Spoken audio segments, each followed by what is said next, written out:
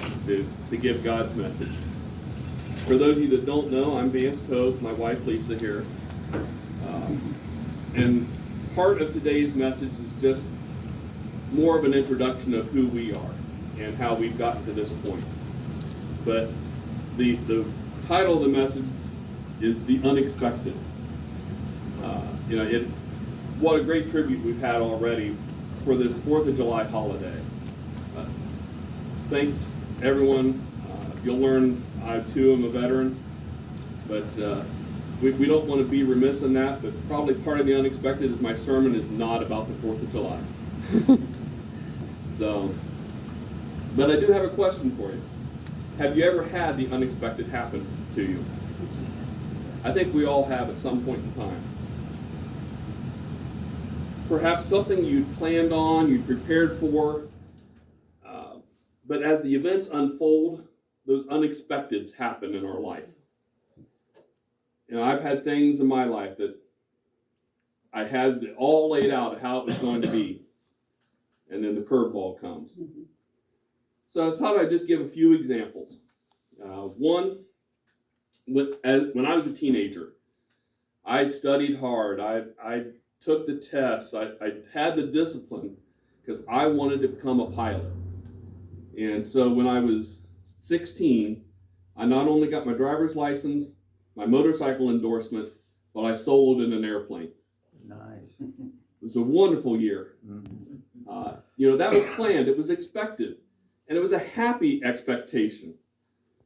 And I told everybody what was going on in my life. When Tom and I first met, that was one of the first discussions we had, is how we were pilots. Pilots love to talk about that. Why? I don't know, but we do. So like I said, that was a joyous occasion. Soon thereafter, went to talk to my high school principal, and kind of an unexpected thing happened. I was looking for ways to go to college, and he was a military helicopter pilot for the Army, and he saw that I really didn't have any interest in the military, and he said, "You're right, run from all of those recruiters, but when you're running from them, run to the Air National Guard recruiter, because they'll help you pay for your college, and just 1 weekend a month, 2 weeks out of the year," that's how it was back then, and they'll pay for your college. So kind of unexpected for my parents when I came home and said, "Guess what? I leave in 4 weeks to go to basic training," after a lifetime of saying I don't want anything to do with the military. So I made it all the way up to staff sergeant in the enlisted ranks, and it was a good run. I had done what I had expected. I got my college paid for. I was getting ready to graduate college, and then the unexpected happened. "Hey, you seem to like the military. You have your college degree. Why don't you come be an officer for us?" So lo and behold, stupid me goes through basic training a second time. Wow, that was, someone needs their head examined. It's probably me. But thanks to an act of Congress, I was called an officer and a gentleman, and ended up serving a total of 27 years. Wow. And retired as lieutenant colonel. Again, happy journey. There was expectations all along as I was going for different ranks, different accommodations. There was unexpecteds that happened. I thought I was going to retire as a major. And when I was talking to my commander saying, I think I'm ready to announce my retirement, he said, "I got inspections coming up. Why don't you stay around and help me through these inspections, and I'll make it worth your while." Well, I really want my weekends back. I want to spend more time with my family. Well, if you make it worth my while, maybe. We never said what that was, and 2 months later he comes back and says, "You're out of uniform, Major. You're now Lieutenant Colonel." So it was good. Again, joyous, unexpected happiness. When that happens, it puts a spring in our step. We tell people about it. We're maybe you sing a song, maybe you whistle. People can tell when that unexpected happiness happens to you. And I'd be remiss to tell you that some of the expected happiness in my life was when I married my high school sweetheart. We ended up with 2 kids, beautiful kids. Those were all happy, joyous moments that you tell people about. Our oldest daughter, Kendra, she's now married also to a pastor, and his name's Gary. And having multiple pastors in the family can be fun, especially when Gary works primarily with teens. And the other day he told me he went to Walmart and he was in the lane to return items. Of all things, he had to return 27 pool noodles. You know, those foamy noodles? Yeah. And he's kind of a jokester like some of us. And he gets up there and the cashier says, well, why, what's the reason for the return? Well, he didn't really want to say, well, I'm a youth pastor and I had these as an illustration with the kids. I don't have a need for them anymore. No, instead he said, my wife sent me to the grocery store with a list and all it said was noodles. She needs to be more specific. That didn't happen, but it's a great story. Our youngest daughter, Caitlin, I could see him doing she's that. also moved out and is engaged to a young man by the name of Kevin. There's lots I could tell about both the kids' journeys and the expecteds and the unexpecteds, but one that fits with today's message is with our youngest daughter, Caitlin. I always get choked up. When she was 6 weeks old, we wake up one morning and I was so happy. Our 6 weeks old daughter had just got her nights and days straightened out. She slept through the night and didn't wake us up. And being the dutiful husband, I was like, I'll go in, get her up, get her diaper changed, get her ready for breakfast before I go to work. And I go in, barely movement. We find out after rushing her to the hospital and some tests that she had RSV, respiratory syncytial viral infection. For those of you that don't know what it is, it's actually on the back of a can of Lysol. It's one of those viruses that Lysol's killed for years. I didn't know anything about it. My wife's a nurse. She knew a whole lot more about it than I did. I guess I didn't really comprehend the severity of it. But especially for someone under 6 months old, it could be fatal. Mm-hmm. So we take her to the hospital as they're running the tests on her. And it was not a joyous occasion. It was not an unexpected happy. Mm-hmm. Dare I say I was angry. I was upset. I was mad. I asked, what did we do wrong? How did we not know this going into it? What did I miss? God, why are you letting this happen? All those questions go running through you. And I'd like to say we were Christians at the time. We were, but I had my doubts. And I questioned what was going on. It's what I now call an unexpected sad. Mm-hmm. Really no better way to describe it. But through that time, at one point I just said, God, thank you for our time with her. Thank you for the blessing that we've had. We give her back to you. But we heard her time's not yet. She's still there to bless you. So that peace that passes understanding comes on you. And you think, okay, God, I'm going to stand on your promise. She's going to make it through this. Amen. And so as the nursing staff, the doctors are talking with us, and they're like, you're awful calm for the seriousness of what's going on. Do you understand what's going on with your daughter? Yes, we do. Do you understand our God? So it was an unexpected time. But like I said, she's now moved out of the house, she's engaged, so you know it's a happy ending. That unexpected sad over time becomes an unexpected good. Amen.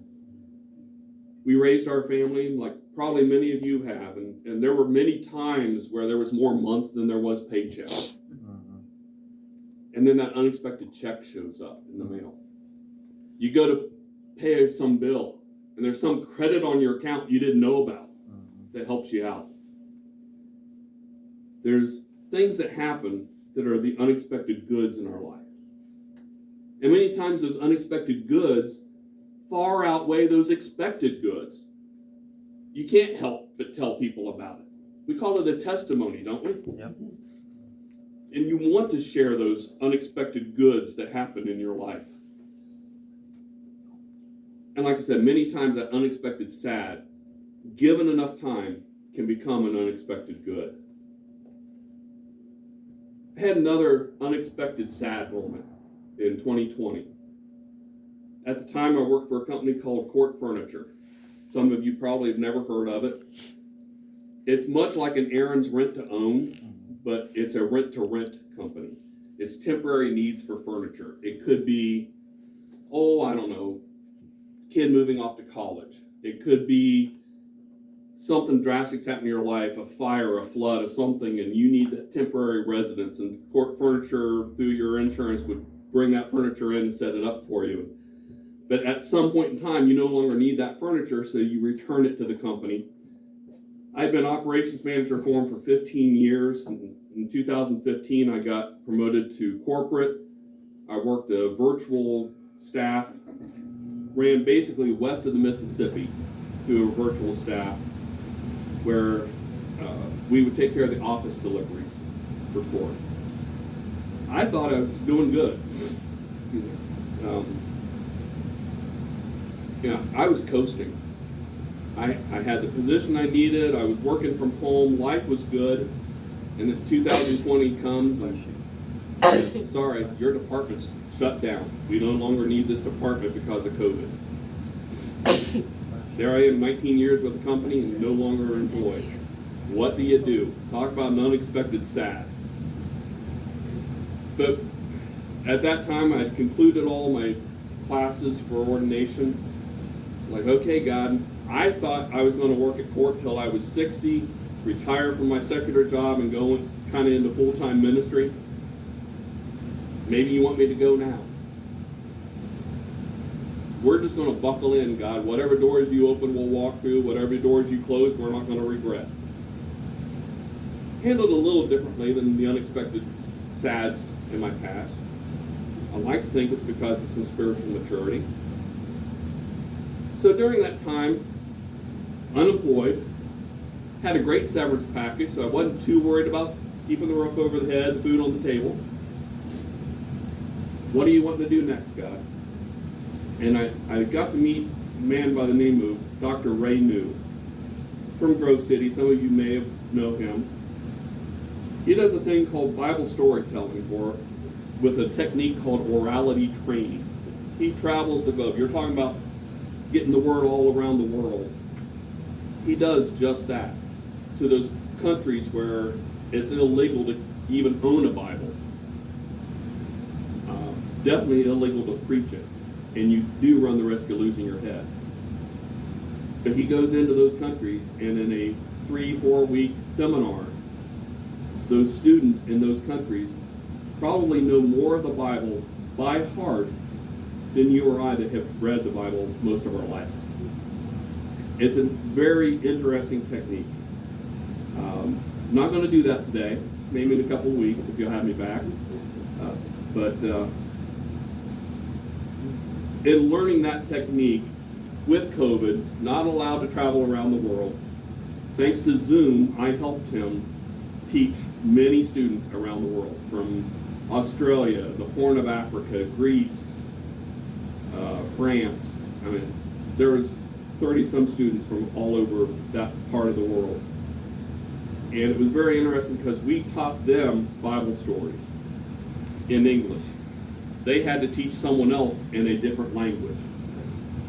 That someone else taught yet someone else in a different language yet. And then that student had to teach us back in English, because that's all I know. I'm a redneck. I know hillbilly and I struggle with English. So, but you probably have all heard that telephone game, the rumor game, where you tell somebody, by the time it gets back to you, it's a completely different story. Yeah. That's what we were testing. Does God's word travel unchanged when it got back to us? So, weeks and months to come, we may get into that. But through that connection, again, still unemployed, still don't know what I'm going to be doing, got connected with Walk Through the Bible. Maybe some of you have done studies with Walk Through the Bible. And we helped them create a in-depth study on the book of Ruth. Things I would never have done, never thought I would do. So that unexpected sad, I'm starting to see some unexpected happy coming out of it.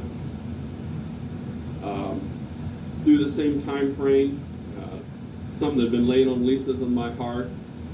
As pilots, we love to fly out for what before all these inflation and gas prices, we would call the $100 hamburger. You fly somewhere 40 minutes away, and they have an airport restaurant, and you eat, and then you fly back.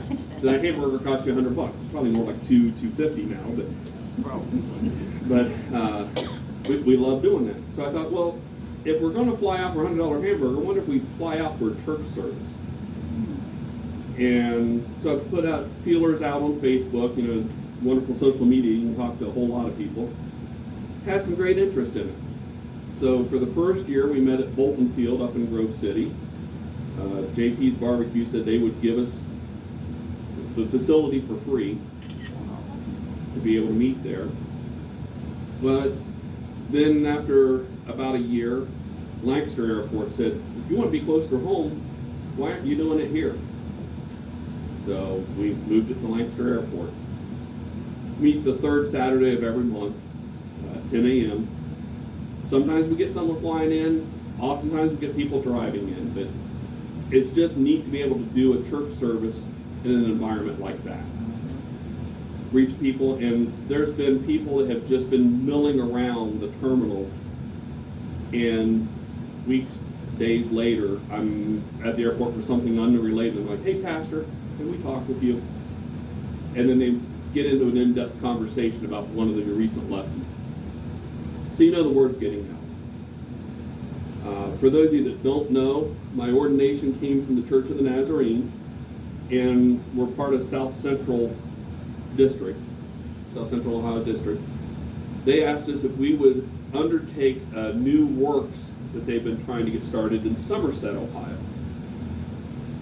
Wife and I were praying about it. We've been, God, are we the right person that you want for this? Is this something we're gifted to do? So we've been going over 6 months trying to find a place in the middle of COVID-19 pandemic. We found a place that said you can meet here. It was the library for a max of 3 people because we don't want more in the room than that with COVID. It says where 2 or 3 are gathered, but we were hoping to reach more than 3 people, with Lisa and I being 2 of them. So we kept looking, and we came across one Saturday morning. We went over, we were going to scout out, see what else might be available, and we see the sandwich board out on the sidewalk said, now serving breakfast. Well, we're hungry, let's go ahead and eat, and then we'll drive around and see what we can find. Come to find out, it's the first time this place was serving breakfast on a Saturday. Everybody seemed to be talking with everybody. It was kind of like Cheers, but nobody knew anybody's name. But it was a bar serving breakfast. So we're talking, and by the time we get done with our meal, because we were there towards the end of their breakfast time slot, most everybody had left. And I go up to pay our bill, and it turns out it was one of the bar owners that was there. She said, well, I don't recognize you from being in here before. Are you from around here? Yes, no. Kind of explain what we're doing. We're looking for a place to do a Bible study, maybe ultimately a church service. And her first words were, good luck. Real estate's expensive around here. You're right. That's what we're learning. And I'm like, free, if not super cheap. Well, really good luck. We talked a little more, and she paused and kind of looked up to her right and looks me square in the eyes and said, would a patio that's enclosed work for you? Sure. Well, come back and look at it. So she walks me through the bar to their enclosed patio, and you sure something like this would work for what you're wanting to do? And I said, this would be awesome. And she said, well, I got 2 other bar owners I need to talk to, but if you want to hold a church service here, I don't know why you couldn't. And I'm like, oh, great. You serve food. I would encourage people to come to buy food from you. If you need rent, let me know. Don't expect you to just totally give it. Well, I'll get back with you. But I got a question for you. You do realize that this is a bar. Stacks of Budweiser over here kind of gave it away. But this isn't going to be your typical church either. But I had no clue what it was going to be. Well, now we're a little over a year of being there, and Somerset's a very close-knit community. You're either part of it or you're a stranger. They've now welcomed us as one of theirs. We held a concert there back in April. One of the people that attended the concert over the past month has now been attending very regularly. And last Sunday she said, "Would it be okay if I called this my church?" Amen. She moved to Somerset 3 years ago and had not attended church since she moved there. Because she doesn't drive, she wanted someplace she could walk to. Didn't like those that she was walking to, but she felt at home with us. There's story after story, and I'll share those as time goes on. But it's fun to watch God at work and to be a part of that. Told you where I lost my career with court furniture. Well, the doors that opened up for a career was in the insurance industry. And I ended up at Wendell Comiskey Insurance here in Lancaster. And Joanne, my boss, was extremely kind to say, "If you want to have a church service on Sunday nights, the Bible study, have at it. This place is yours." And she's been very supportive. So Sunday nights we do a service there. So yeah, if you're keeping tabs, early Sunday mornings, Wednesday nights we're at the bar, Sunday nights we're at my insurance office, third Saturday every month we're at the airport, and God willing, Sunday mornings I'll be here. But as I was sharing with Tom and Tim, kind of the vision that God gave me was, so often we see large churches and they try to stay connected to their people, and so they divide up in small groups. And different names for those small groups, but they're really trying to keep that connectivity. In reading Acts, the vision that God had given us, and we've gone through a couple seminars on what's called micro-church, it used to be called home churches, it's flipping that upside down. Have your small groups, and then ultimately those small groups would come together quarterly, maybe even monthly, and all of them gather together at a place to do your communions, your baptisms, fellowship together. So you're taking the small and growing into the large instead of taking the large and splitting them up. So that's kind of where we are in our ministry. Due to relationships, connections were made for me to be introduced to all of you, and I do appreciate that. But back into the message. The truth be told, we probably all have experienced the unexpected goods in our life. Like I said, where that check shows up, something that blesses you.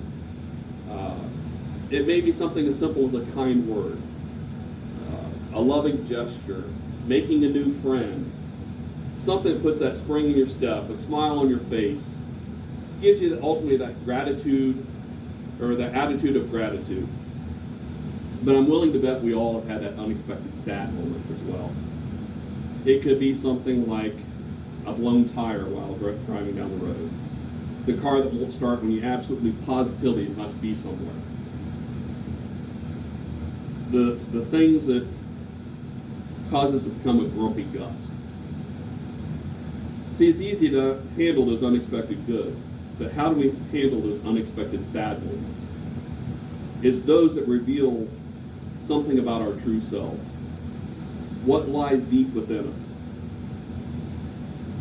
It exposes our faults, realizes our failures, ultimately shows us our level of maturity. People whose lives are characterized by a sincere walk with Christ have a deep reservoir of peace.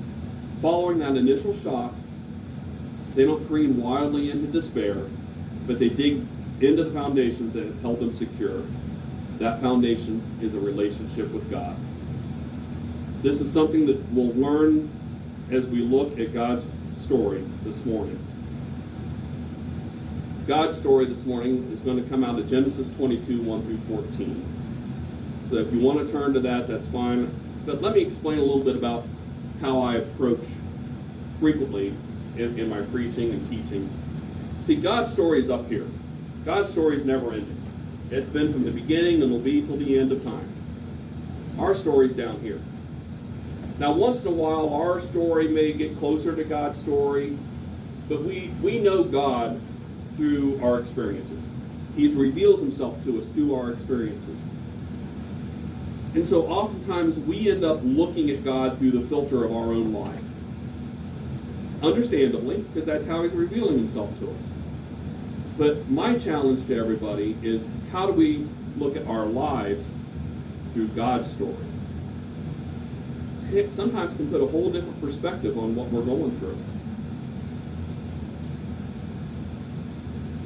The orality training or Bible storytelling really brings that to life. And like I said, I don't want to get into that because that can be a long structure, and I wanted to kind of give some of our background. So in the weeks to come, we may get into that. But for our God story today, like I said, it's found in Genesis 22. Now it came to pass after these things that God tested Abraham and said to him, Abraham. And Abraham replied, Here I am.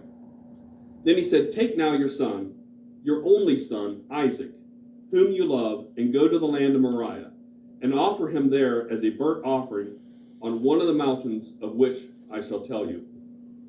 So Abraham rose early in the morning and saddled his donkey and took 2 of his young men with him and Isaac his son. And he split the wood for the burnt offering and arose and went to the place of which God had told him. Then on the 3rd day, Abraham lifted his eyes and saw the place afar off. And Abraham said to his young men, Stay here with the donkey. The lad and I will go yonder and worship, and we will come back to you. So Abraham took the wood of the burnt offering and laid it on Isaac his son, and he took the fire in his hand and a knife, and the 2 of them went together. But Isaac spoke to Abraham his father and said, My father. And he said, Here I am, my son. Then he said, Look at the fire and the wood, but where is the lamb for the burnt offering? And Abraham said, My son, God will provide for himself the lamb for a burnt offering. So the 2 of them went together. Then they came to the place of which God had told him. And Abraham built an altar there and placed the wood in order, and he bound Isaac his son and laid him on the altar upon the wood. And Abraham stretched out his hand, and he took the knife to slay his son.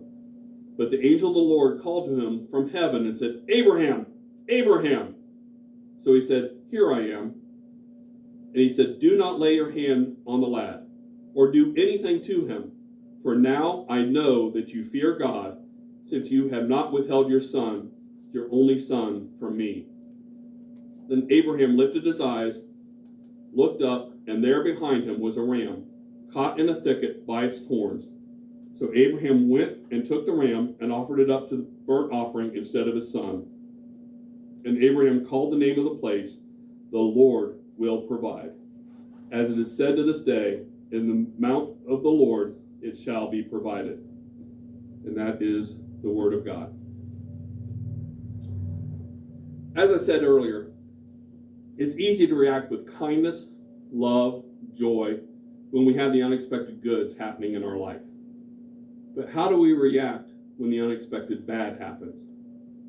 How should we react? How did Abraham react? What do we learn from God's story today, especially when that reading starts with, Now it came to pass after these things? See, Abraham had a plan. He knew what he was going to be doing because God had promised him. But what things came to pass? See, God promised to make him a great nation. God promised blessings on those who blessed him. He promised cursings on those who dishonored him. God promised to give Canaan to his children. God promised to give him offsprings more numerous than the sand or the stars. And even though Abraham was old, God promised he would have a son of his own flesh. But Abraham didn't trust God. He took matters into his own hands. and he took his wife Sarah's servant in order to have a son. He didn't trust God for a moment. 13 years later, God gives a promise again, telling Abraham that he is going to be the father of multiple nations. And so even in older age, he had the birth of Isaac.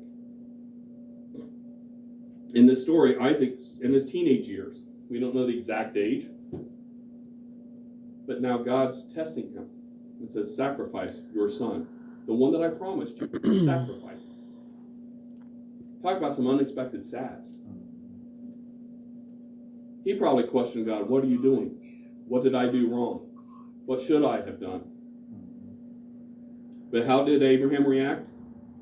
He had complete submission to God. Despite the promises, he was willing to sacrifice his son. Despite the unexpected sad, he continued to trust God. Despite the unexpected sad, he continued to have faith that God would provide. Despite the unexpected sad, he still said, here I am. He believed that God would provide an unexpected good when there appeared to be only the unexpected sad. So my question for you, have you ever felt like you're being tested by God? Have you ever felt bound and laid out on the altar as a sacrifice like Isaac was? Do you ever hear God call out to you despite all that you see and still respond, here I am? So if you will allow me to join you on your journey of grace with God, the one thing I can promise you is that we will experience spiritual training and growth together. Through this, we will challenge each other to be calm when the crisis moments happen. We'll have our anchors in spiritual disciplines so that when the unexpected sad happens, we can be strong, courageous, a light in this dark world. We'll be able to discern and recognize the unexpected good. People will want to know the source of your peace that passes understanding. We'll begin, or for some of us, begin again, to build our spiritual foundation into the routine of our daily life. We'll feed our mind, body, and spirit on the promises of God. Another thing about me, although we don't physically have altars here, but at any time, if anybody ever needs prayer, if God's speaking to you and says he wants some one-on-one time with you, or just wants you to rededicate something in your life, if the message speaks to you, I'm here to pray for you. There's several here that will pray with you. We don't have to be on our journey of grace alone. God built us for a relationship, and it's through relationship that we can hold each other up, we can trust each other, and more importantly, grow closer in our relationship with Jesus Christ, our Savior. Amen. And that is our message. So let's